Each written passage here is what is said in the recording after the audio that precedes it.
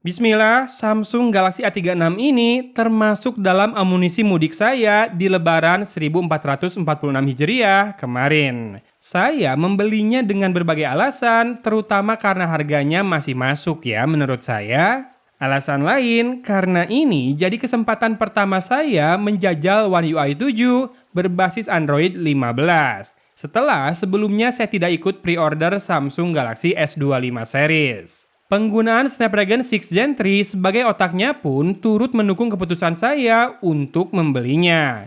Ya, ini adalah smartphone resmi pertama yang menggunakan prosesor tersebut di Indonesia.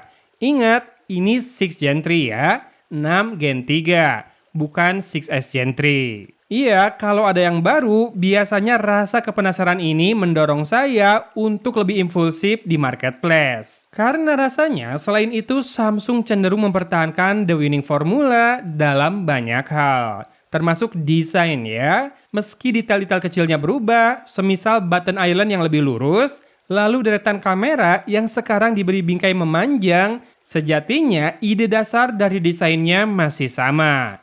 Ini jadi pisau bermata dua, antara menguatkan ciri khas branding Samsung yang mungkin masih punya gengsi tinggi, atau bisa juga memberi kesan Samsung itu sudah terlalu nyaman sehingga malas berinovasi. Walau sebetulnya ada beberapa hal di balik layar yang seharusnya jadi nilai jual lain. Samsung menawarkan 6 kali upgrade versi Android untuk Galaxy A36 ini. Sesuatu yang brand lain belum tentu bisa berikan, bahkan untuk flagship mereka. Plus lapisan keamanan ekstra dari Samsung Knox Fold maupun fitur yang levelnya di software, semisal auto blocker hingga secure folder. Ya mungkin dua hal ini tadi anggap penting oleh mereka yang pakai HP cuma buat push rank. Tapi tetap ya, jangan lupa mengapresiasinya. Tenang, catatan yang harus jadi perhatian juga ada kok. Selama mudik, saya merasakan baterai Galaxy A36 cepat menurun. Bahkan saat saya tak pasangkan SIM card dan hanya disimpan di tas pun, baterainya bisa habis sampai kosong. Sementara ponsel lain yang saya pasangkan SIM card, baterainya malah masih tersisa lebih dari setengahnya. Dan begitu pun saat mulai saya gunakan dengan SIM card terpasang. Selama mudik dan tak terhubung Wi-Fi, ponsel ini tak pernah menembus 24 jam. Masih aman sih karena bisa bertahan dari pagi sampai sore atau malam. Cuma saya rasa battery life ini terkena pengaruh dari kualitas sinyal yang didapat. Masalahnya dengan SIM card yang sama saya pakai bergantian, saya bisa dapat sinyal penuh di smartphone lain, namun hanya 2 bar saja di Galaxy A36 ini. Biasanya memang jika sinyal kurang bagus, baterai akan lebih cepat terkuras. Buktinya sebelum mudik dia bisa bertahan selama 1 hari plus 9 jam alias total 33 jam dengan screen on time 3 jam 40 menitan. Kala itu sinyal full 4 bar dan memang terbantu Wi-Fi juga. Namun di awal itu pemakaian malah lebih intens ya karena melibatkan tes gaming beberapa sesi. Iya, tes gamingnya rada banyak karena dilakukan sambil menunggu beduk maghrib. Jadi dua hal ini perlu perhatian lebih nih, yaitu kekuatan sinyal di lokasi yang jauh dari BTS dan battery life yang jadi konsekuensinya. Karena kalau performa mah asli nggak ada masalah, tes gaming sungguh berjalan nikmat ya. Hasilnya 3 kali chicken dinner secara beruntun di PUBG Mobile. Nggak ada lag, one-on-one bisa lancar, respon layar juga stabil bagus dengan suhu yang cukup naik karena settingan grafis di Galaxy A36 ini bisa dimentokin cukup tinggi.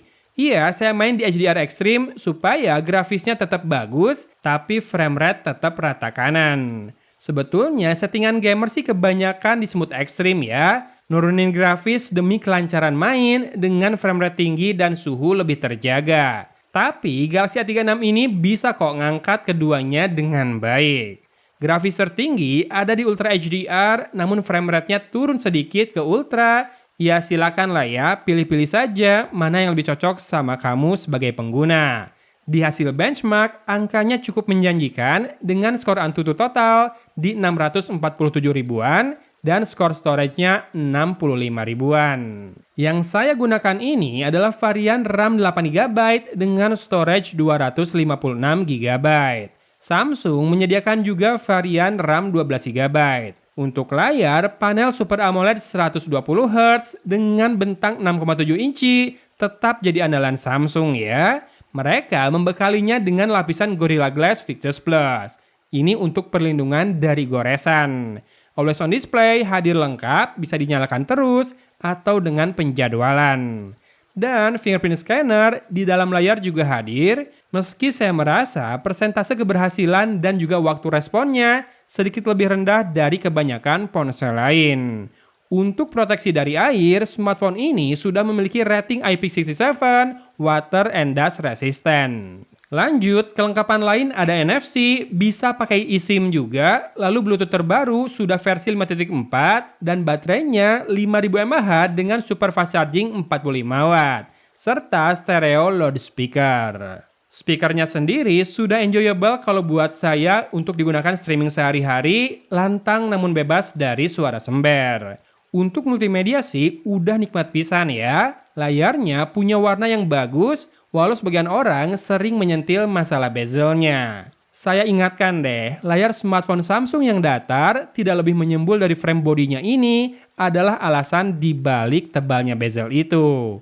Sejauh ini pengalaman memakainya tanpa case maupun screen protector terasa sangat nyaman. Feels-nya di tangan cukup lembut, solid dan juga terasa mewah. Namun ada baiknya melirik pilihan casing yang ada di pasaran biar lebih panjang umurnya. Jika casing original Samsung ataupun Ringke terasa kemahalan, coba deh lirik casing dari Daxdosis atau Mokolo. Oke, lalu bagaimana kesan saya selama menjajal One UI 7? Secara tampilan ini fresh banget ya, jadi betah ngelihatnya, seneng gitu ya, kerasa lebih baru. Kemudian saya merasa ini jadi salah satu custom UI Android yang paling clean dan juga dinamis. Dan walau sangat berbeda dari stok UI, saya merasa nyaman menggunakannya karena rancangannya terasa dipikirkan matang. Galaxy AI di A36 ini masih sebatas untuk Circle to Search, AI Select, dan juga objek eraser yang dengan mudah bisa mengenali objek manusia dalam foto untuk kita hapus. Konten yang di-generate untuk menggantikannya sudah sangat sesuai konteks ya, meski masih bisa ditingkatkan lagi untuk masalah detailnya. Anyway, setup kamera Galaxy A36 masih lengkap dengan kamera ultrawide 8 MP dan makro 5 MP.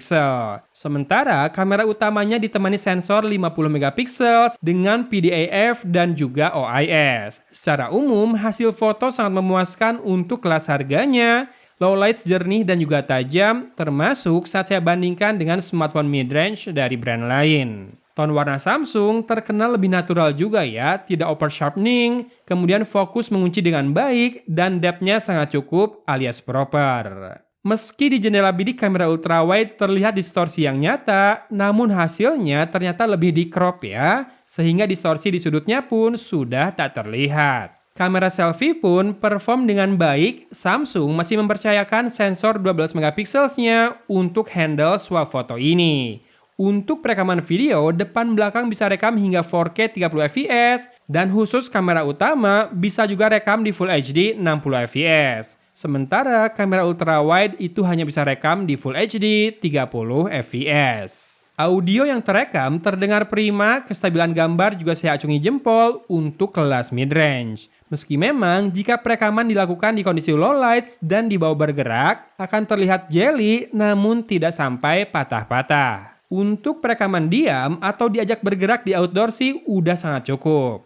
Atau kalau mau bisa pakai mode super steady juga. Nanti simak hasil lengkapnya setelah saya berikan kesimpulan dulu kali ya.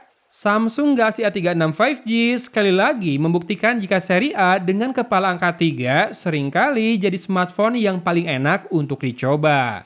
Dalam artian, secara performa baik gaming, multimedia maupun kamera, punya leap yang cukup berarti dari seri di bawahnya. Namun hadir dengan harga yang lebih masuk dibandingkan seri A dengan kepala angka 5. Sederhananya, mungkin ini yang paling mantap lah dari segi price to value jika kamu memang mengincar mid-range dari Samsung. Atau lebih sederhana lagi, HP inilah yang paling benar kali ya. Nah, kalau budget lebih longgar, saya sarankan kamu ke seri S dengan akhiran FS saja. Atau kalau mentok 5 juta udah maksimal banget, maka udah deh, Galaxy A36 ini adalah jawabannya. Looks kece, jaminan oke, multimedia juga mantap. Ya, jangan lupa bantu saya cek dua catatan saya untuk masalah kekuatan sinyal dan battery life. Apakah terjadi juga di teman-teman? Mudah-mudahan seiring dengan perbaikan atau update yang Samsung gulirkan, hal ini bisa jadi lebih baik lagi. Oke sip, bahasannya saya tutup di sini. Dari kota Cimahi, Agun pamit undur diri. Wassalamualaikum warahmatullahi wabarakatuh. Video dan kamera depan Samsung Galaxy A36 5G indoor, tapi pencahayaan sangat cukup ya. Dari atas, nggak terlalu terik tapi. Jadi silahkan disimak untuk di dalam ruangan tanpa gangguan audio dari yang lain-lain. Segini keren nggak? 4K 30 fps, udah jelang golden hour. Building, panning, silahkan dicek ya. Hasilnya patah-patah nggak atau jelly nggak. Full HD 30 fps. Nah kalau di Full HD 30 fps bisa pindah ultrawide, tapi nggak smooth banget ya perpindahannya. Tapi masih ada fitur buat pindah lensa dan silahkan disimak, harusnya lebih stabil lagi. Full HD 30 fps. Kita ke utama dan in sensor zoom. Super steady on, kita jalan lebih cepat lagi. Lalu panning, tilting, jalan terus sambil disimak audio.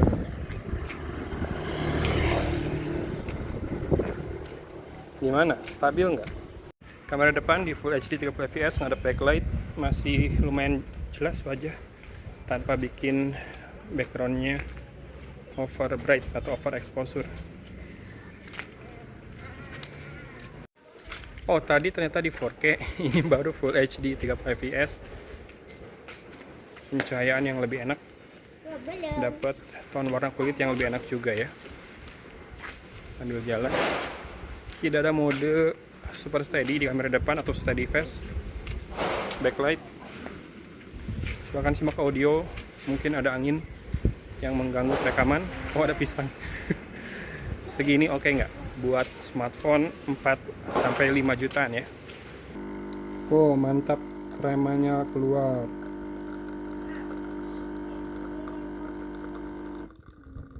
Direkam di 4K.